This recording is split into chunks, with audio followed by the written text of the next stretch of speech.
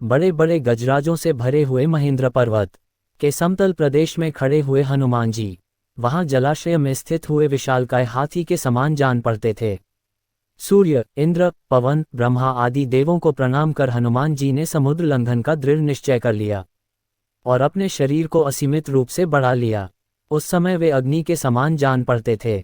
उन्होंने अपने साथी वानरों से कहा, हे मित्रों, जैसे श्री रामचंद्र जी का छोड़ा हुआ बाण वायुवेग से चलता है, वैसे ही तीव्र गति से मैं लंका में जाऊंगा और वहां पहुंचकर सीता जी की खोज करूंगा। यदि वहां भी उनका पता न चला तो रावण को बांधकर रामचंद्र जी के चरणों में लाकर पटक दूंगा। आप विश्वास रखें कि मैं सर्वथा कृतकृत्य होकर ही सीता के साथ लौटूंगा, अन्यथा रावण सहित लंकापुर को ही उखाड़ कर लाऊंगा। इतना कहकर हनुमान आकाश में उछले और अत्यंत तीव्र गति से लंका की ओर चले। उनके उड़ते ही उनके झटके से साल आदि अनेक वृक्ष पृथ्वी से उखड़ गए और वे भी उनके साथ उड़ने लगे। फिर थोड़ी दूर तक उड़ने के पश्चात वे वृक्ष एक एक करके समुद्र में गिरने लगे। वृक्षों से पृथक होकर सागर में गिरने वाले नाना प्रकार के पुष्प ऐसे प्रतीत हो रहे थे मानो शरद ऋतु के नक्षत्र जल की लहरों के साथ अटखेलियां कर रहे हों। तीव्र गति से उड़ते हुए महाकपि पवनसुत ऐसे प्रतीत हो रहे थे जैसे कि वे महासागर एवं अनंत आकाश का आचमन करते हुए उड़े जा रहे हैं। तेज से जाज्वल्यमान उनके नेत्र हिमालय पर्वत पर लगे हुए दो दावानलों का भ्रम उत्पन्न करते थे। कुछ दर्शकों को ऐसा लग रहा था कि आकाश में तेजस्वी सूर्य और चंद्र दोनों एक साथ जलनिधि को प्रकाशित कर रहे हों। उनका लाल कटी प्रदेश पर्वत के वक्षस्थल पर किसी गेरू के खान का भ्रम पैदा कर रहा था। हनुमान के बगल से जो तेज आंधी भारी स्वर करती हुई निकली थी, वह घनघोर वर्षाकाल की मेघों की गर्जना सी प्रतीत होती थी। आकाश में उड़ते हुए उनके विशाल शरीर का प्रतिबिंब समुद्र पर पड़ता था तो वह उसकी लहरों के साथ मिलकर ऐसा भ्रम उत्पन्न करता था जैसे सागर के वक्ष पर कोई नौक तैरती चली जा रही हो। इस प्रकार हनुमान निरंतर आकाश मार्ग से लंका की ओर बढ़े जा रहे थे। हनुमान के अद्भुत बल और पराक्रम की परीक्षा करने के लिए देवता, गंधर्व, सिद्ध और महर्षियों ने नागमाता सुरसा के पास जाकर कहा, हे नागमाता, तुम जाकर वायुपुत्र हनुमान की यात्रा में विघ्न डालकर उनकी परीक्षा लो कि वे लंका में जाकर रामचंद्र या सफलतापूर्वक कर पाएंगे या शियों के मर्म को समझकर सुरसा या राक्षसनी का रूप धारण करके मध्य में जाकर खड़ी हो गई और अपने रूप को अत्यंत विकृत बना हनुमान को अपने सम्मुख पाकर वह बोली, आज मैं तुम्हें अपना आहार बनाकर अपनी क्षुधा को शांत करूंगी। मैं चाहती हूँ तुम स्वयं मेरे मुख में प्रवेश करो ताकि मुझे तुम्हें खाने के लिए प्रयत्न न करना पड़े। सुरसा के शब्दों को सुनकर हनुमान बोले, तुम्हारी इच्छा पूरी करने में मुझे कोई आपत्ति नहीं है, किंतु इस समय मैं अयोध्या के राजकुमार रामचंद्र जी के कार्य से जा रहा हूँ। उनकी पत्नी को रावण चुरा कर लंका ले गया है। मैं उनकी खोज करने के लिए जा रहा हूँ। तुम भी राम के राज्य में रहती हो, इसलिए इस कार्य में मेरी सहायता करना तुम्हारा कर्तव्य है। लंका से मैं जब अपना कार्य सिद्ध करके लौटूंगा तब अवश्य तुम्हारे मुख में प्रवेश करूंगा, यह मैं तुम्हें वचन देता हूँ। हनुमान की प्रतिज्ञा पर ध्यान न देते हुए सुरसा बोली, जब तक तुम मेरे मुख में प्रवेश न करोगे मैं तुम्हारे मार्ग से नहीं हटूंगी। ये सुनकर हनुमान बोले, अच्छा तुम अपने मुख को अधिक से अधिक खोलकर मुझे निगल लो, मैं तुम्हारे मुख में प्रवेश करने को तैयार हूँ। ये कहकर महाबली हनुमान ने योग शक्ति से अपने शरीर का आकार बढ़ाकर 40 कोस का कर लिया। सुरसा भी अपूर्व शक्तियों से संपन्न थी। उसने तत्काल अपना मुख 80 कोस तक फैला लिया। हनुमान ने अपना शरीर एक अंगूठे के समान छोटा कर लिया और तत्काल उसके मुख में घुसकर बाहर निकल आए। फिर बोले, अच्छा सुरसा, तुम्हारी इच्छा पूरी हुई, अब मैं जाता हूँ, प्रणाम। इतना कहकर हनुमान आकाश में उड़ गए। पवनसुत थोड़ी ही दूर गए थे कि सिंहिका नामक राक्षसनी की उन पर दृष्टि पड़ी। वह को खाने के लिए लालयित हो उठी। ग्रहण विद्या में पारंगत थी। जिस नी की छाया पकड़ लेती थी वह नधन में बंधा चला आता था। जब मान की छाया को पकड़ लिया तो की गति अवरुद्ध हो गई। उन्होंने आश्चर्य से सिंहिका की ओर देखा। वे समझ गए सुग्रीव ने जिस अद्भुत छायाग्राही प्राणी की बात कही थे संभवतः यह वही है। ये सोचकर उन्होंने योगबल से अपने शरीर का विस्तार मेघ के समान अत्यंत विशाल कर लिया।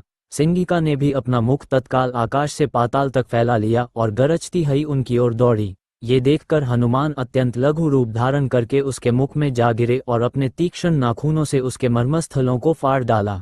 इसके पश्चात बड़ी फुर्ती से बाहर निकलकर आकाश की ओर उड़ चले। राक्षसनी क्षत विक्षत होकर समुद्र में गिर पड़ी और मर गई। इस प्रकार से सुग्रीव का हित करने वाले कपिराज हनुमान जी ने लंकापुरी में प्रवेश कर मानो शत्रुओं के सिर पर अपना बायां पैर रख दिया।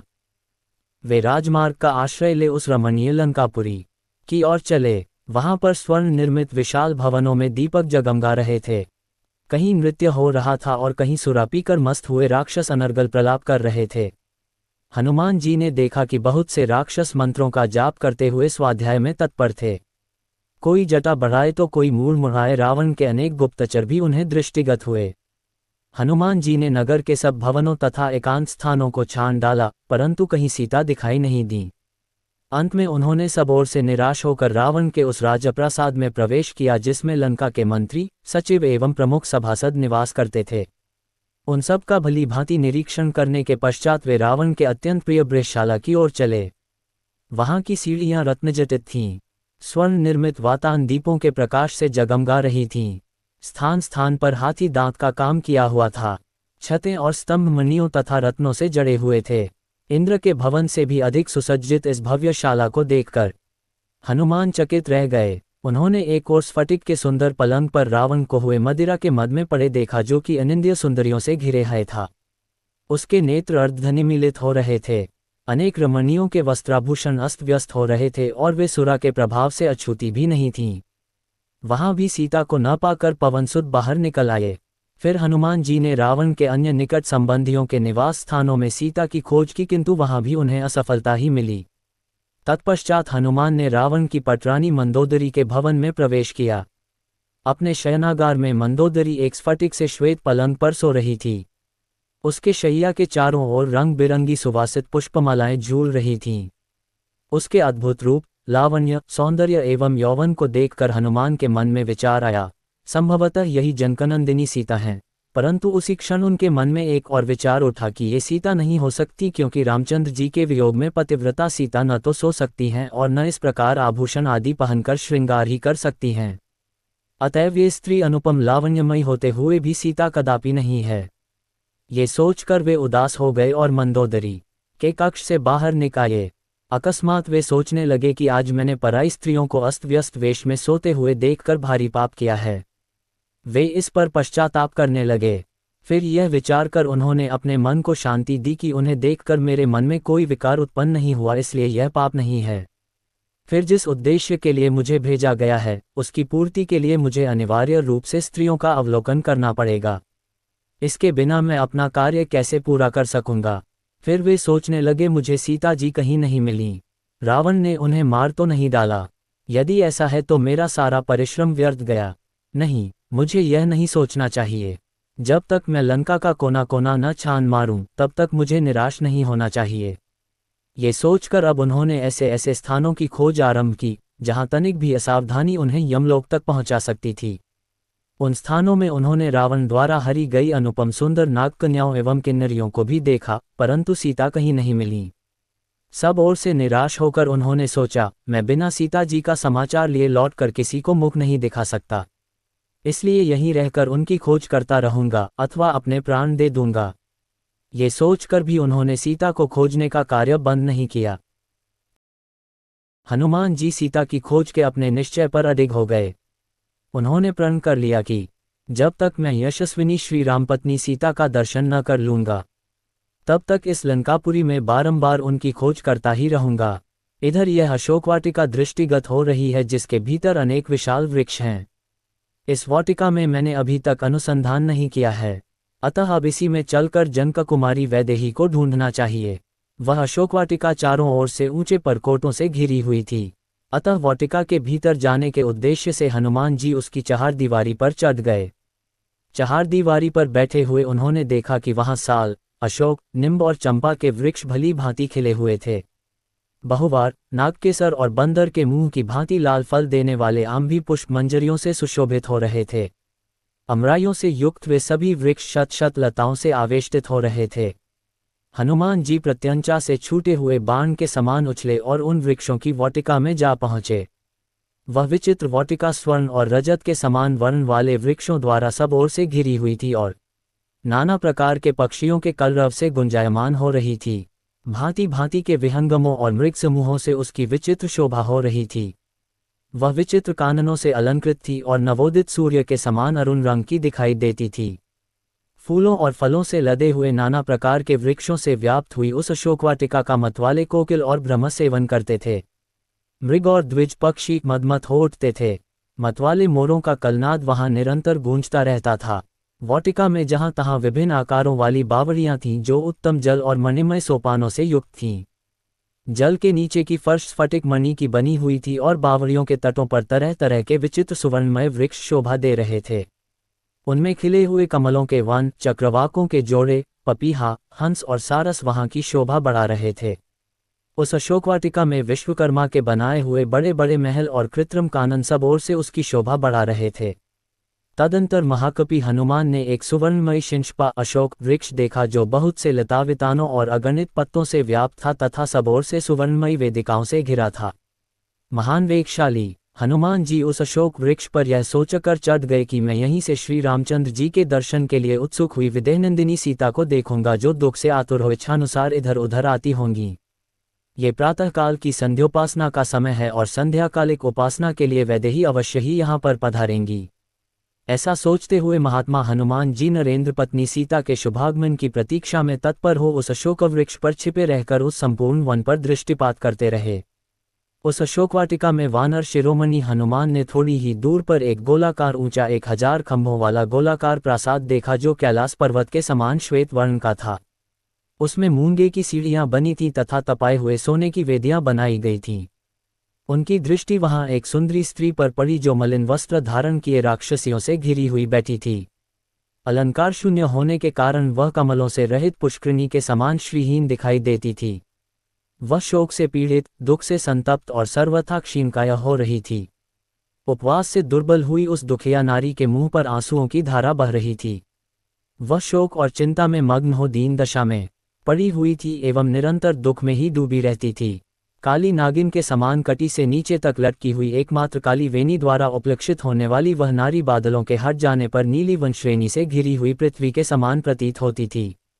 हनुमान जी ने अनुमान किया कि हो न हो यही सीता है।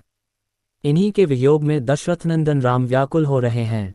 ये तपस्विनी ही उनके हृदय में अक्षुण रूप से निवास करती हैं। इन्हीं सीता को पुनः प्राप्त करने के लिए रामचंद्र जी ने वाली का वध करके सुग्रीव को उनका खोया हुआ राज्य दिलाया है। इन्हीं को खोज पाने के लिए मैंने विशाल सागर को पार करके लंका के भवन अट्टालिकाओं की खाक छानी है। इस अद्भुत सुंदरी को प्राप्त करने के लिए रघुनाथ जी सागर पर्वतों सहित यदि संपूर्ण धरातल को भी उलट दे तो भी कम है।